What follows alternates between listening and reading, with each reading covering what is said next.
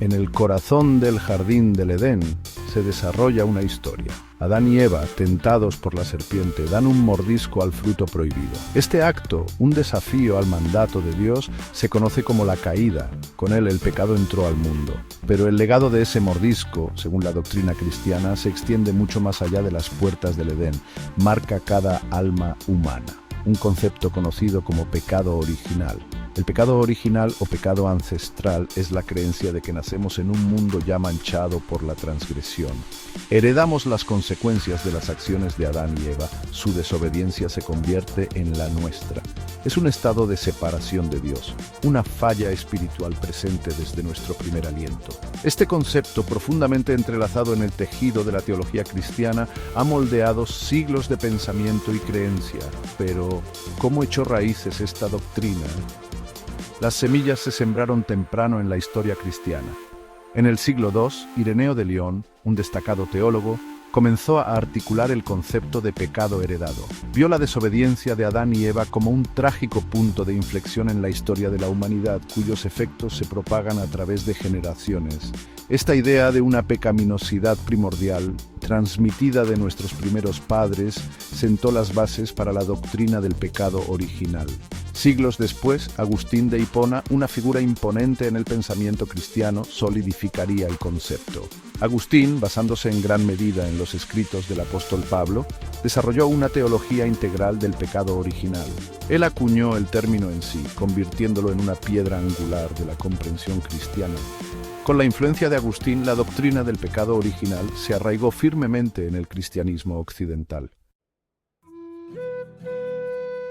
El trabajo de Agustín, profundamente influenciado por los escritos de Pablo, solidificó el concepto de pecado original. Lo vio no solo como un evento histórico, sino como un estado del ser, una condición que impregnaba cada alma humana. No se trataba simplemente de heredar la culpa del pecado de Adán y Eva, sino de un cambio fundamental en la naturaleza humana misma. Él creía que el pecado original dañaba nuestra capacidad de elegir el bien, haciéndonos más inclinados al egoísmo y al pecado. Esta naturaleza caída, como llegó a conocerse, se convirtió en un concepto clave para comprender el comportamiento humano y nuestra relación con Dios. Sugería una necesidad de redención, una forma de sanar la ruptura creada por el pecado original. Pero el desarrollo del pecado original no estuvo exento de matices. Diferentes ramas del cristianismo llegarían a interpretar esta doctrina a su manera, lo que llevaría a un espectro de creencias sobre su naturaleza y consecuencias. La Iglesia Católica, por ejemplo, abrazó los puntos de vista de Agustín, formalizando la doctrina del pecado original a través de varios concilios y pronunciamientos. Lo vieron como una privación de la santidad y la justicia originales, un estado de separación de la gracia de Dios, pero también enfatizaron la posibilidad de redención a través del bautismo, un sacramento que se cree limpia el alma del pecado original. Los ecos del pecado original resuenan a través de las páginas de las Escrituras, moldeando la comprensión cristiana de la relación de la humanidad con Dios. Uno de los pasajes más destacados se encuentra en el libro de Romanos, donde Pablo escribe: «Por tanto, como el pecado entró en el mundo por un hombre, y por el pecado la muerte, así la muerte pasó a todos los hombres por cuanto todos pecaron». Estos versículos subrayan la creencia de que la transgresión de Adán tuvo consecuencias universales, impactando a todos sus descendientes. Otro pasaje clave se encuentra en Primera de Corintios. Pablo declara: «Porque así como en Adán todos mueren, también en Cristo todos serán vivificados». Aquí, Pablo traza un paralelo entre Adán, cuya desobediencia trajo la muerte, y Cristo, cuyo sacrificio ofrece la posibilidad de la vida eterna. Estos pasajes, entre otros, han alimentado siglos de debate teológico e interpretación. Sustentan la creencia cristiana de que la relación de la humanidad con Dios ha estado profundamente marcada por el pecado desde el principio. La historia de Adán y Eva, por lo tanto, se convierte en algo más que un relato histórico. Se convierte en una alegoría de la condición humana, nuestra vulnerabilidad inherente a la tentación y las consecuencias de nuestras elecciones. Pero los pronunciamientos de la Biblia sobre el pecado y la redención no son monolíticos.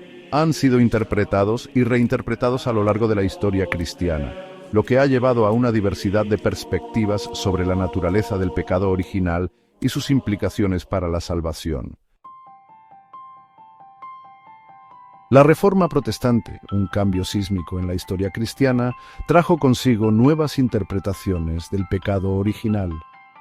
Reformadores como Martín Lutero y Juan Calvino, si bien reconocieron el concepto de pecado heredado, enfatizaron diferentes aspectos del mismo, pusieron un mayor énfasis en la idea de la depravación total, la creencia de que el pecado original había corrompido tan completamente la naturaleza humana que éramos incapaces de elegir el bien por nosotros mismos.